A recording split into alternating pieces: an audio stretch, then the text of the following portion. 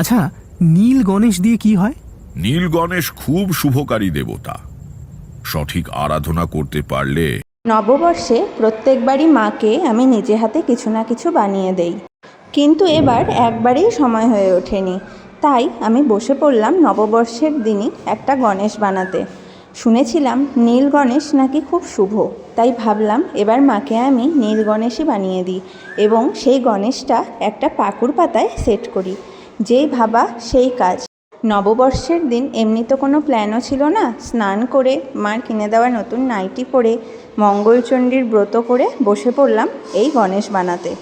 বানাতে বানাতে ছোটোবেলার নববর্ষের কথাই মনে পড়ে যাচ্ছিল। ছোটোবেলায় নববর্ষ মানেই ছিল নতুন টেপ জামা এবং বাড়িতে ভাই বোন কেউ না কেউ আসতো, তাদের সঙ্গে খেলাধুলা এবং সন্ধ্যাবেলাটা ছিল মা বাবার হাত ধরে হালখাতায় যাওয়া।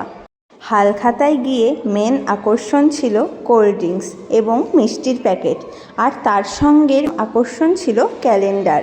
কোন দোকানের ক্যালেন্ডার বেশি সুন্দর হয়েছে সেগুলো নিয়েই যেন পাগল হয়ে থাকতাম এবং কাড়াকাড়িও করতাম। যাই হোক, ছোটোবেলার অনেক গল্পই করলাম। তোমরা বলো, যে গণেশটি বসে বসে বানালাম নববর্ষের দিন কেমন হয়েছে? মাকে গিফট করলে মার কি পছন্দ হবে? তোমাদের কি মনে হয়? অবশ্যই কমেন্টে সকলে মতামত জানিও।